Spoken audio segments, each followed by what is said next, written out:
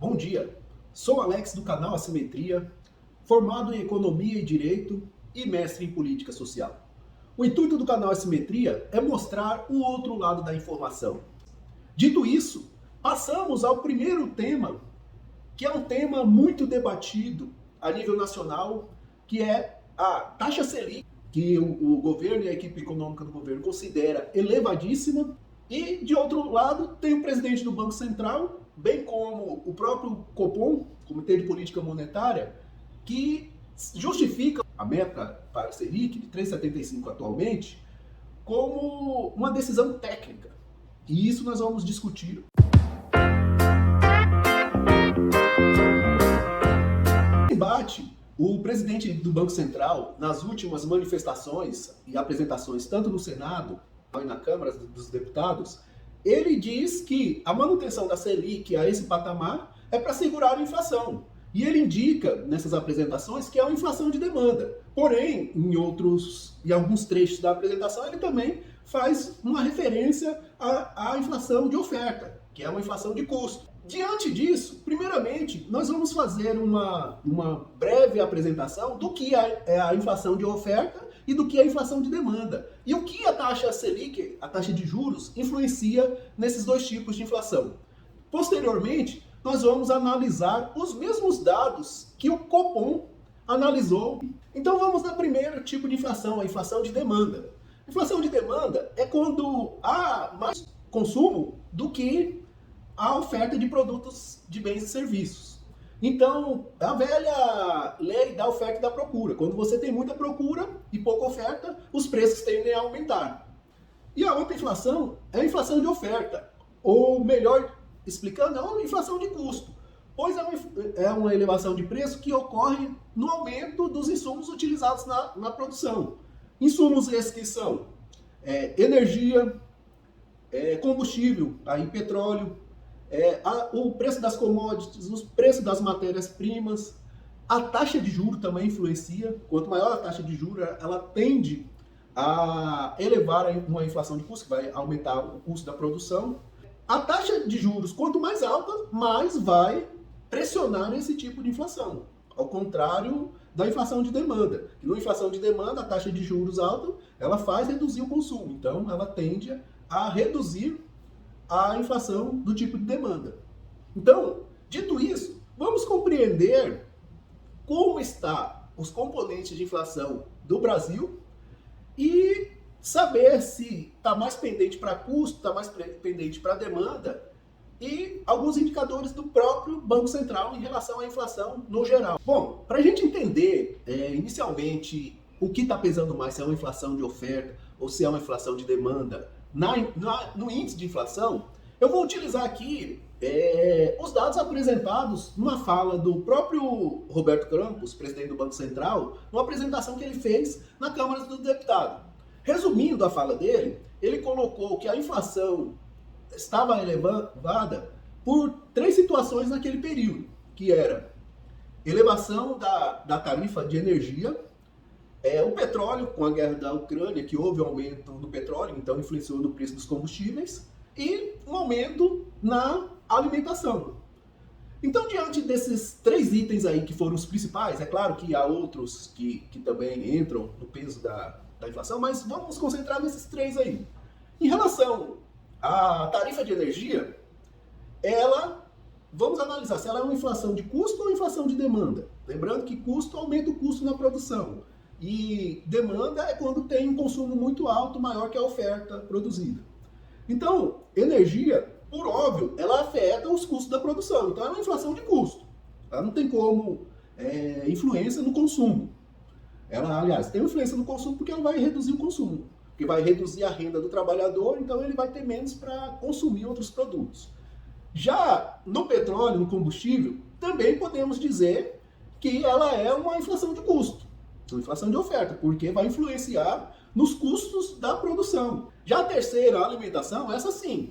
A alimentação, essa sim, tem a ver com a inflação de demanda, pois um consumo muito elevado da alimentação, não tendo oferta suficiente, vai ocorrer sim uma elevação. Mas perceba o seguinte, se a gente fosse considerar esses três itens, Então nós temos 2/3 pendendo para a inflação de custo no índice de inflação analisado pelo presidente do Banco Central e 1/3 para a inflação que poderia ser inflação de demanda.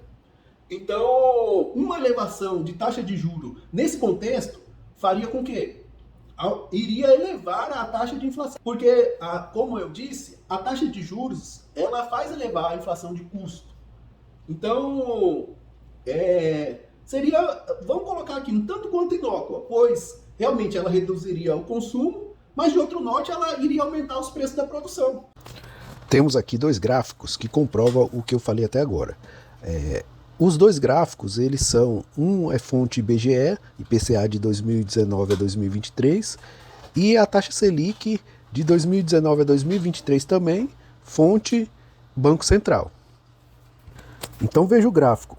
No gráfico de inflação, a inflação começou a subir no Brasil em março de 2020 e foi subindo gradativamente e chegou em maio de 2022 no seu topo de 12%. Já a taxa Selic, considerando esse mesmo período, ela começa a se elevar a partir de maio de 2021 e também vai subindo gradativamente até chegar em maio de 2022, faixa de 11%. Então perceba o seguinte, que a elevação da taxa Selic nesse período não reduziu a taxa de inflação, pois de maio de 2020 a maio de 2022, a inflação só subiu e a Selic também. Então a conclusão que nós podemos tirar desse gráfico, desses dados, é que a taxa de juros, a taxa Selic, foi aumentar a inflação, e não o contrário. E aqui eu quero fazer uma questão também nessa inflação nos alimentos. Porque em 2020, nós tivemos uma queda na produção e também uma queda no consumo. Isso houve por conta da pandemia, certo? Então nós entramos em 2021 um retorno gradual da economia. Nós tínhamos o quê? Um cenário de consumo represado, porque as pessoas ficaram em casa, e baixa produção. Analisando a política econômica, aí é opinião nossa, o governo, aí não é o Banco Central, poderia atuar com a política de incentivo à produção de bens de consumo, pois já havia aí um consumo represado, então a tendência era que quando voltasse esse consumo, ele iria aumentar. Então, o próprio governo poderia utilizar incentivos como reduzir as taxas de juros para a produção de bens de consumo. Para quê? Para elevar a demanda, a oferta que havia reduzido em 2020, mas isso não ocorreu. E diante disso, obviamente com uma produção reduzida já de 2020 e sem incentivos para aumentar essa produção de bens de consumo, o consumo represado que estava desde 2020 ocorreu em 2021. Então houve sim uma pressão inflacionária de demanda. E justificaria uma elevação na taxa de juros se fosse só em relação a esse tipo de inflação de demanda, sim, mas como foi apresentado, 2/3 era inflação de custo. Inflação com aumento de tarifa de energia e aumento de combustível. Então, seria inócua a elevação da taxa de juros nesse sentido. E ainda considerando que uma redução das taxas de juros, aí vamos colocar subsidiadas para a produção de bens de consumo, poderia aumentar a oferta e segurar esse consumo, essa demanda, porque você teria oferta suficiente. Mas não, infelizmente, só pensaram em aumentar os juros. E nesse contexto aí, como eu já disse, você coloca a economia em recessão. E foi o que ocorreu. Nós tivemos um crescimento pífio em 2021 e a inflação continua elevada. Em 2022, também um crescimento reduzido. E veja o engraçado, que a inflação começou a cair em agosto de 2022, onde ela está em níveis de 12% ao ano, e até a última reunião do Banco Central, em março, ela caiu para 5,6%. E de lá para cá, a taxa de juros ela aumentou de junho de 2022 para agosto para 13,75%, e mesmo com essa queda da inflação, o Copom disse que por motivos técnicos não reduziu, mas eu gostaria, aí vocês tiram suas próprias avaliações, como pode? Tem uma tendência, não é só tendência, ela tem uma queda real da taxa de inflação.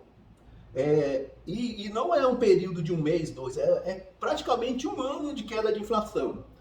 A economia em recessão, precisando avançar. Qual que é a justificativa técnica para manter os juros tão altos? Eu como economista, não compreendo. A interpretação de economias como dos Estados Unidos, Reino Unido, todas foram nesse sentido. E quando, nesse período aí, a partir de agosto, de junho de 2022, quando esses países perceberam que a inflação começou a descer, o movimento dos bancos centrais desses países fizeram o quê? Reduzir as taxas de juros. E aqui no Brasil não ocorreu. Então, avalie, isso é técnico? Se o mundo, ou será que os técnicos dos países como Estados Unidos, Reino Unido e os demais são menos técnicos do que aqui do Brasil? Obviamente que não, né, gente?